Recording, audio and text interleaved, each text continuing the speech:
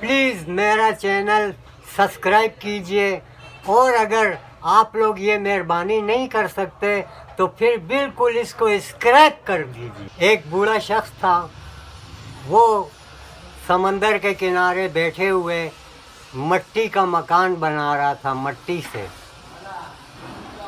वहाँ से बादशाह और उसकी मलिका भी गुजर हो रहा था। मलिका ने देखा ये बूढ़ा बेचारा मकान बना रहा है, वो भी मट्टी का, चलो आओ इसका मदद करो। बोला बाबा जी क्या ये मकान बेचेंगे आप? बोला हाँ बेचूंगा। बोला कितने पैसे में बेचोगे? फिर उसके दिल में जितने भी पैसे आए उसने मांगे, और बादशाह ने वो पैसे अदा किए। वो मकान मलिका ने ख़रीदा। उस बूढ़े शख्स ने कहा ठीक है ये मकान आपका हुआ। फिर जाकर बादशाह रात को ख्वाब देख रहा था कि बहुत खूबसूरत आलीशान महल है।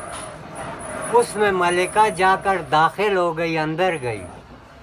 बादशाह दाखिल होने लगा तो सिपाहियों ने रोक लिया, कहा कि तुम्हें जाने की इजाज़त नहीं है।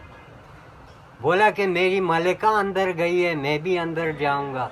बोला नहीं नहीं, आपको जाने की इजाज़त नहीं है, ये मकान तुम्हारी मलिका का है, तुम्हारा नहीं है, इसलिए तुम्हें अंदर जाने की इजाज़त नहीं है। बादशाह बड़ा मायूस हुआ, परेशान होकर सोचने लगा, जब वो ख्वाब से बेदार हुआ कि इतना खूबसूरत ताजमहल बना हुआ था जिसमें मलिका दाखिल हुई और मैं नहीं जा सका, मुझे सिपाहियों ने रोक लिया। आखिर ये वही मकान है जो मेरी मलिका ने उस बूढ़े शख्स से ख़रीदा था। गोया वो वही उसी जगह पर गया, उस बूढ़े के पास। वो बूढ़ा एक और मकान बना रहा था, जो मलिका ने ख़रीदा वो मकान अलग था, एक और मकान तैयार कर रहा था। बादशाह ने पूछा बाबा जी ये मकान बेचेंगे? बोला हाँ बेचूंगा। बोला मैं ख़रीदूंगा ये मकान, कितने में देंगे? बोला आप पर ये मकान मैं नहीं बेचूंगा।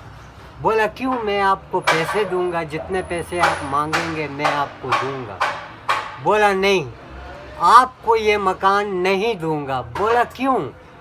बोला वो इसलिए कि तुम देख कर ले रहे हो, तुम्हारी बीवी ने बग़ैर देख कर लिया, इसलिए वो मकान उसके नसीब में हुआ।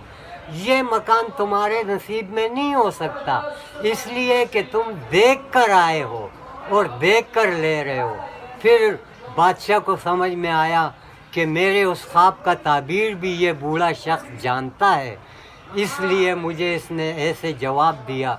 फिर वो मायूस होकर वापस आ गया कि मेरे नसीब में ये मकान नहीं हो सकता, ये मकान मलिका के ही नसीब में है, क्योंकि वो देख कर ले रहा था और उसकी मलिका ने बग़ैर देखे लिया, इसलिए उसके नसीब में था।